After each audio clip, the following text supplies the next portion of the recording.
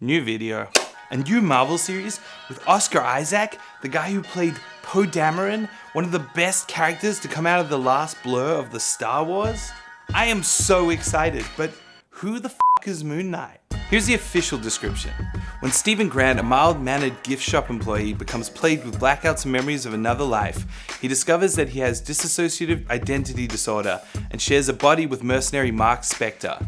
As Stephen/Mark's enemies converge upon them, they must navigate their complex identities while involved in a deadly mystery among the powerful gods of Egypt. I think we all know by now that Marvel don't always hit their mark, but when they do, they have the power to change the entire industry. Sometimes in big ways, sometimes in more subtle ways. But should you invest your precious time into watching the Moon Knight series? By the end of this video, it may be controversial, but you're gonna know why I think it is a yes.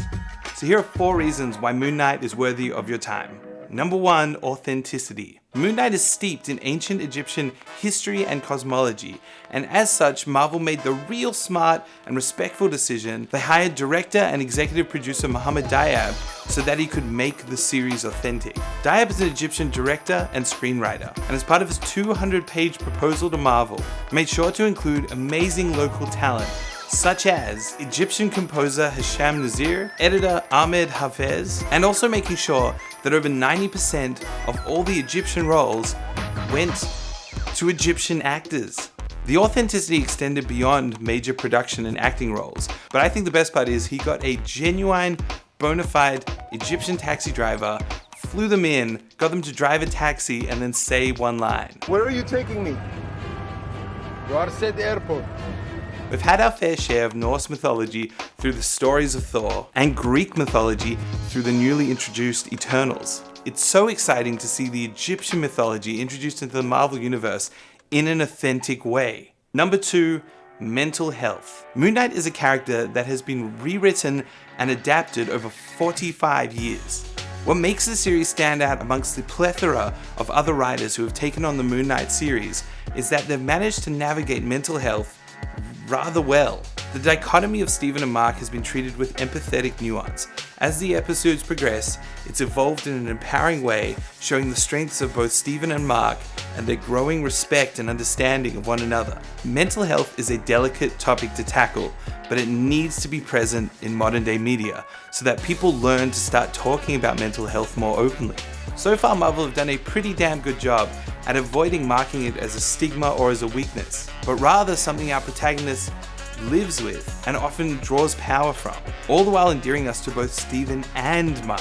Number 3, the Marvel formula. WandaVision, Loki, Falcon, and the Winter Soldier. Marvel know how to make great shows to watch, but all of them were built off of existing actors and characters from the Marvel Cinematic Universe. Moon Knight has shown no familiar characters or faces, and has had a bit of a mixed response due to it. But in my opinion, I think it's a good thing. Do you remember Thor: The Dark World? I wish that I didn't either. But if it weren't for Marvel taking risks and persevering with Thor's story, we wouldn't have had the beauty that is Thor Ragnarok. Just like how you shouldn't judge a book by its cover, you shouldn't judge 45 years of comic book lore by its first ever on-demand series. And even if the series has its ups and downs, you watching it will keep Marvel making it. And at its core, it's a great character played by an amazing actor, and we don't want to lose him out of the universe. He's so good. By watching the series, it gives Marvel the confidence to keep making the series, and then also, hopefully, it means that Marvel will bring in more from the comic book universe, aka Earth 616, the Ultimate Universe.